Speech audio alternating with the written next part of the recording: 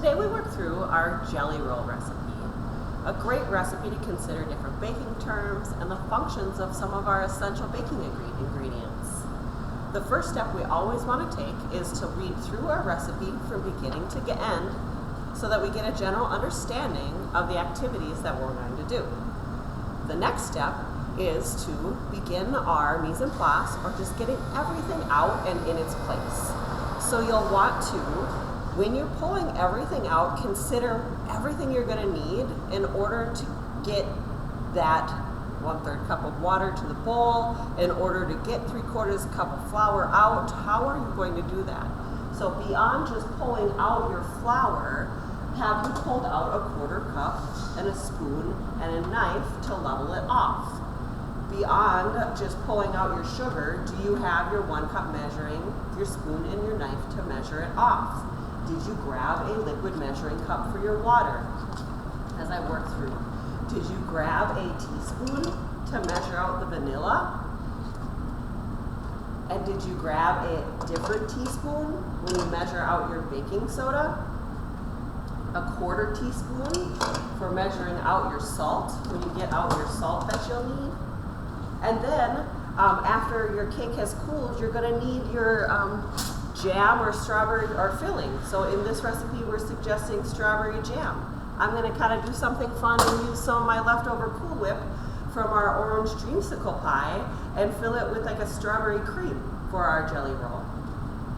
All right, so then I work through to my next step again in my second read through, because now I've gotten out all my equipment, all my things to measure and all my actual ingredients. And then I work through and make sure I have my equipment and my hand tools that I need. So my directions tell me that I need to preheat my oven to 375 degrees. I will go turn it on right now.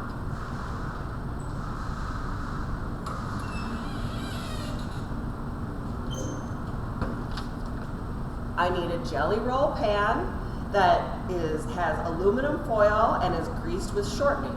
Okay, so I will get my jelly roll pan out.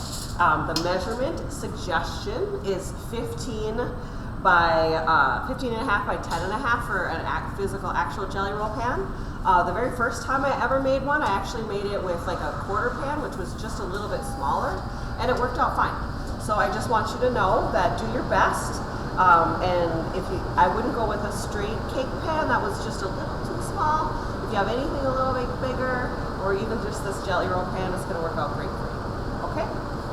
So we have our jelly roll pan. It tells me I need to line it with foil. Notice I actually have my foil out and ready. I'm going to carefully press it down on the edges, because this cake should have good clean edges. It's so that it looks really nice. And we line it with foil so that there's no mistakes, and it comes straight out of the pan really beautifully with no tearing at all. That's why we're lining this. So you see I gently, carefully just push the foil in. Let's get you into what I'm working on. You don't need to look at me anymore.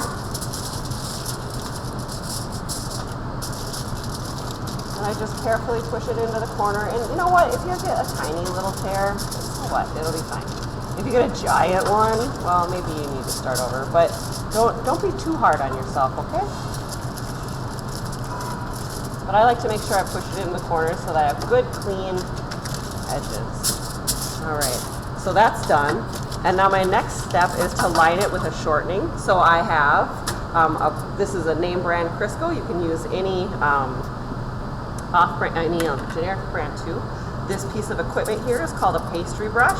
It's a nice thing to highlight and see here in Intro to Culinary.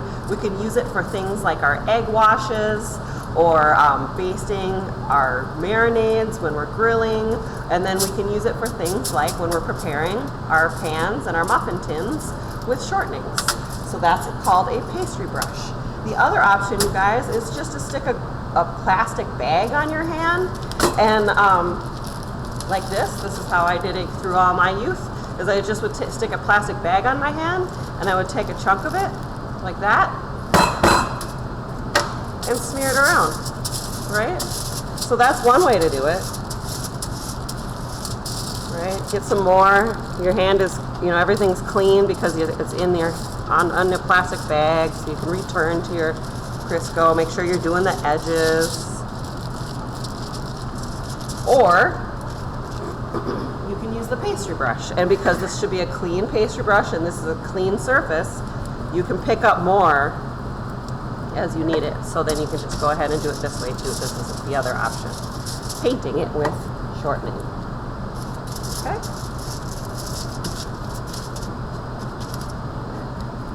A little tear. Uh-oh. I'll put some extra shortening so that when it's in, if it hits this pan on the other side, it'll come right off real easy. So now we see if we tear it, that's okay. Just get some shortening in there. Okay? We're working along. So that is prepared as instructed, and I can clean up as I go and go ahead and put my shortening and my pastry brush, put my shortening away and my pastry brush into the dish. Great. So next step, we're continuing to read along in our recipe, and it says with a mixer on medium speed in a large bowl, I can beat my eggs until they're thick and yellow lemon color, and then gradually beat in my sugar. Reduce speed to low, add water, add vanilla, all right, and then I gradually beat in the flour, baking powder and salt until smooth. So what I'm seeing here when I read this is that I need to measure out every single one of my ingredients and have them prepared and ready before I even try to step up to my mixer, which is going to be the case like all the time, all right?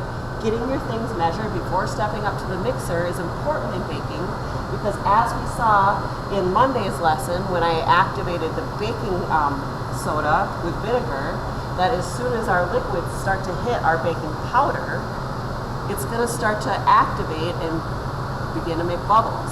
That's going to make our cake rise, make it fluffy and wonderful. So I want everything ready so that those chemical reactions aren't happening in the bowl. I want them to happen in my oven. Okay, so I'm going to start getting all my ingredients measured. You always crack our eggs into the bowl first before ever putting it into our mixer, so that we know if there's shell, and so that if it's a bad egg, we know too.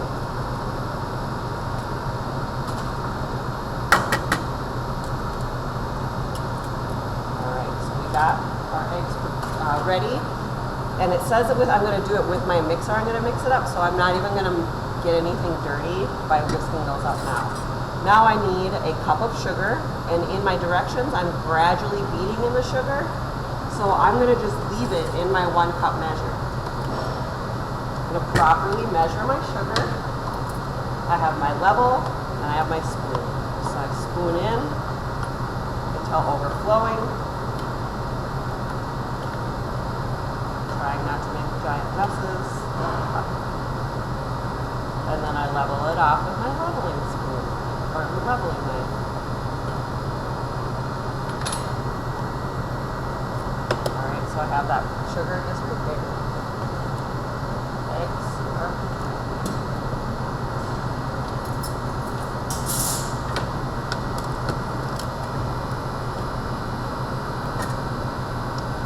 I need 1/3 cup water, so I need my liquid measuring cup.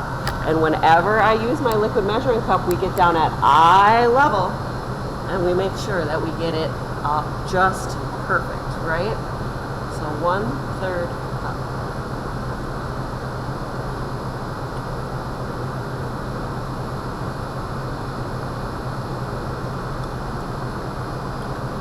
Wonderful. So we got our 1/3 cup of water. It also says I get to add my vanilla. So actually I'm just gonna, I think, measure my vanilla right into my water, since I get to add that at the same time. But team, I am not gonna measure my vanilla over my water, because what if I measure it too high? The goal is to fill this all the way high so that the meniscus, the water liquid tension is just grabbing the top of this. You don't wanna underfill it. So I measure over maybe my kitchen sink or over garbage until it's all the way full. See, I got some drips. That would have been too much. And now I have it so it's all the way full. If you can see from the camera here how it's all the way to the top, the meniscus is grabbing on. And I can go ahead and just put it right in there. So we got that ready. Our next ingredient, it looks like I need 3/4 cup flour. So I have myself a flour bowl, and I have my flour. And team, my dry, I call them like my dry baking ingredients, like flour, baking powder, and salt. In order for you to become the A+ baker that you're going to be now here, I'm always going to instruct you from now on, your flour and your leavener, your baking sodas, your baking powders, and your salts, I want you to whisk them, sift them together before adding them to your cake batters. So the reason is then that way there's not a pocket of salt and a pocket of baking powder going into your mixer and maybe not getting thoroughly combined as it should be, baking terms, thoroughly combined.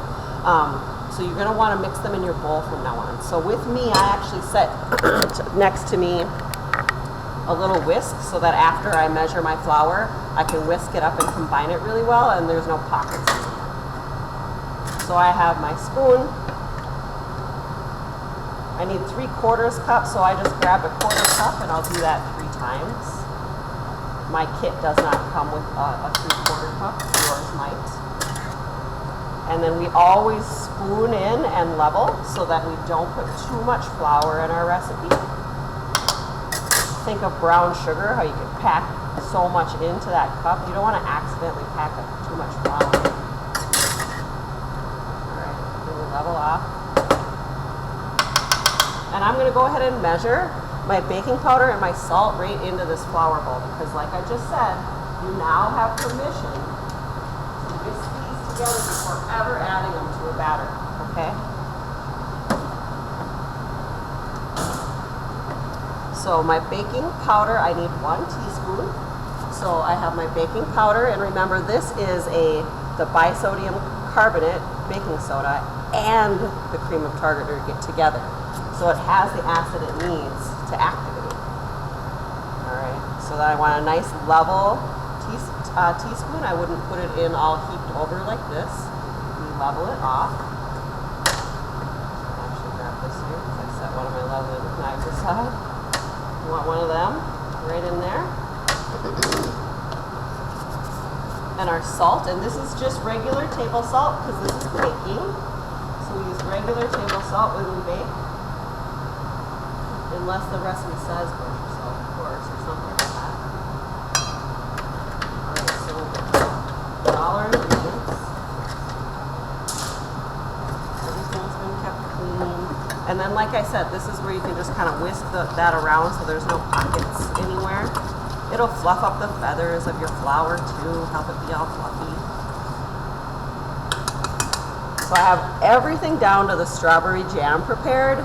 And I'm going to hold on my strawberry jam, the things that I've gotten out, and I even have my powdered sugar that I'm going to need.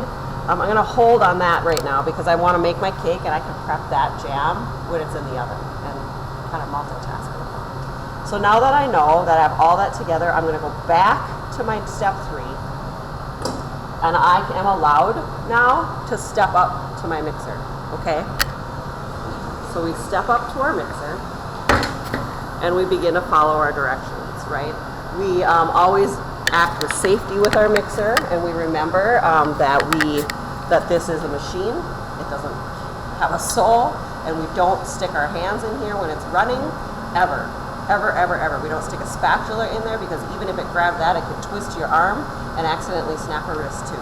So for safety reasons, when working with your mixers, this would be called a stand mixer. Make sure that we always shut it off when adding ingredients or scraping the bowl. You could also use a hand mixer where you clip in the 2 beaters and do that. And actually this recipe, this batter itself, could easily be made by hand too, with just hand mixing it as well, and until it's nice and smooth.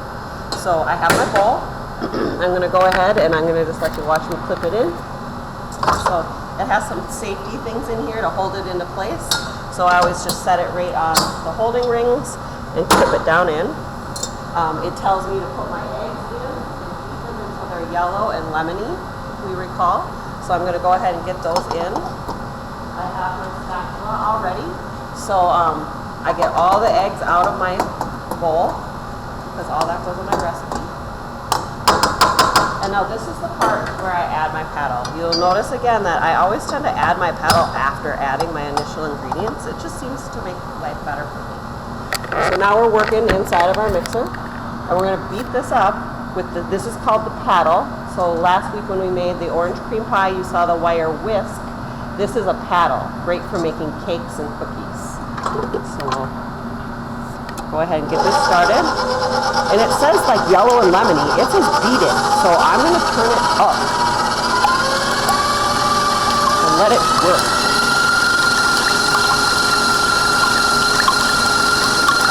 All my ingredients next to it.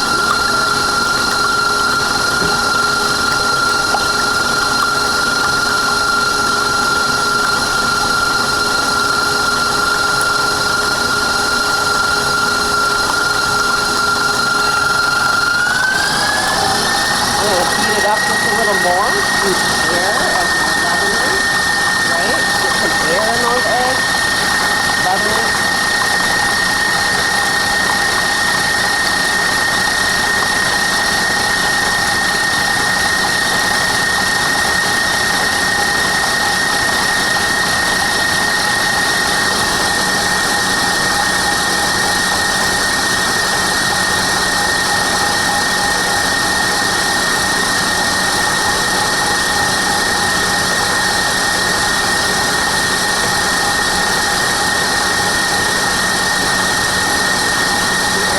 Starting to form in there, that will help get it thicker. I can see that my volume, the size of my egg is getting bigger, larger because air is getting in there.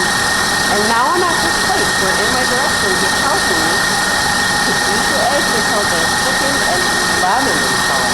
So when I shut this off and look, I mean this is definitely much thicker and lemony in color. All right, back on. I'm going to gradually beat in the sugar. So I have my sugar, right? I have my sugar, and here is where we're going to carefully add our sugar. We're going to stay away from our paddle, right? We're not going to go anywhere near that. We're going to keep our cup way up high. And we're going to just gradually pour it in. When I pour in from way up here too, I can get away from the edge of the bowl. And I'm able to actually just dump it right into my recipe, which is kind of nice too. And as you see, I'm just gradually adding a little pour at a time.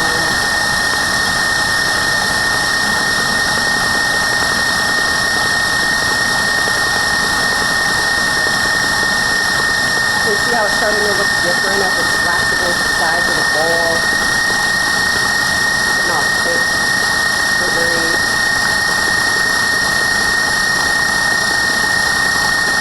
And this part, if you're doing it by hand, you're going to have to dedicate a little time. Send me an email. I have a video to help you finish. So look at how beautiful this is. All the sugar's in.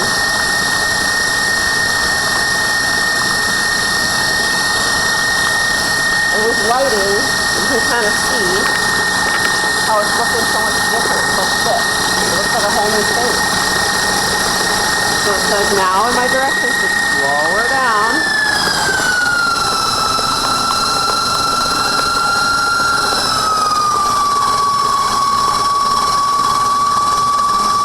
Reduce speed to low. And gradually add water and vanilla. Alright? Gradually it tells me again. So here I go from way up high so that I'm staying away from my beater. I'm going to pour in my water and vanilla real slowly. This is nice indeed.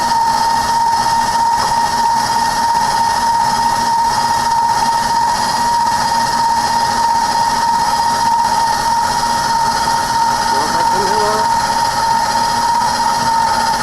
We're making you add it really slow, you guys, so that you don't wreck all this part fluffing up this egg and sugar mixture where you cream together the fats in the egg and the sugar. And what that did is it basically helps the sugar, those big sugar granules, start to dissolve a little better in your cake, making for better tenderness. Alright, so we got our water in. Now it tells me I can gradually beat in the flour.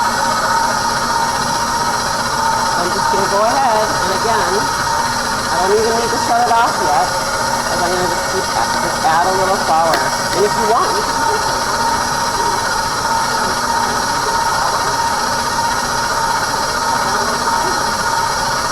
and put it in, right? So you can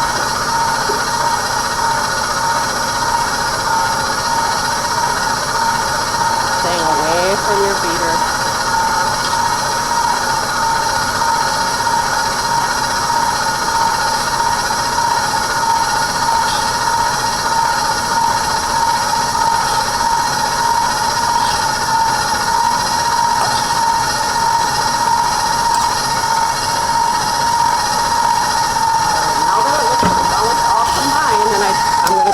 Shut it off and scrape the bowl, because see on the edge all this white flour? We want that to be a part of this party. When we have weird chunks and layers in our bowl that go into our batter, it ends up not rising in the same way as everything else. So you want to get all the way to the bottom every time whenever you're scraping the bowl too, so you can get everything off. Everything's in to get into this recipe. I always just use my beater to wipe off my scraper spatula. And I'm just going to give it a couple more seconds now. Make sure it's nice and combined. Low pan is already prepared, and my oven is already preheated. I'll be able to get this directly into the pan now, because you can see how bubbles are forming. Yes, some of that is just air from mixing, but some of it is our chemical reaction that we want to be a part of the baking process. So we want to get this in the oven. Okay. So I'll scrape down my beater.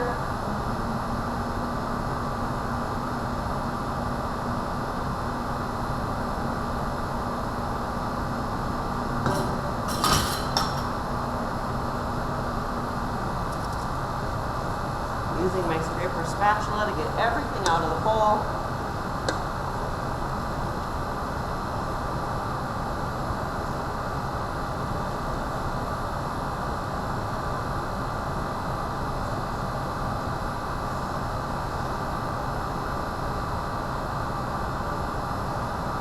Alright, see how we got the bowl nice and clean?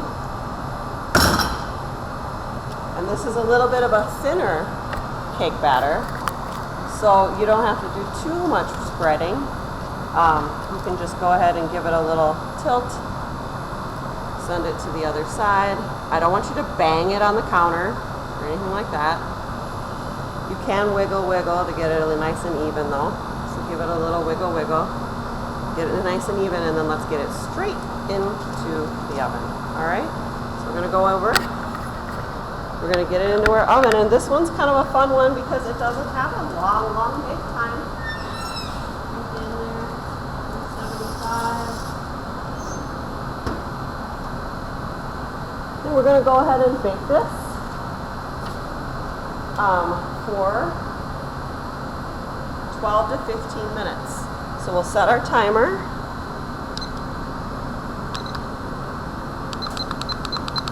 Let's set it for 12. Because you can't take time back, right? So we got that going, and now that that's happening, team, we can go ahead and prepare our towel, because if we look here, we're at step 4. We're baking for 12 to 15 minutes, but as soon as it comes out, I have to immediately loosen it from the pan, turn it over onto a towel, and carefully remove the foil, trimming off any crisp edges of the cake. While hot, I'm going to carefully roll the cake and towel from its narrow end and let it cool rolled up. That's how we succeed in this roll. If we let it cool flat, it will crack when we try to roll it. So if we cool it rolled, it will give it some memory, and it'll allow us to do this cake roll. All right, so we're gonna let it cool rolled on a wire rack for at least 30 minutes so that it begins to form some new memory. And then we'll come back to it. We'll unroll it and we'll put in our strawberry jam and our Cool Whip. Okay? So that's the plan.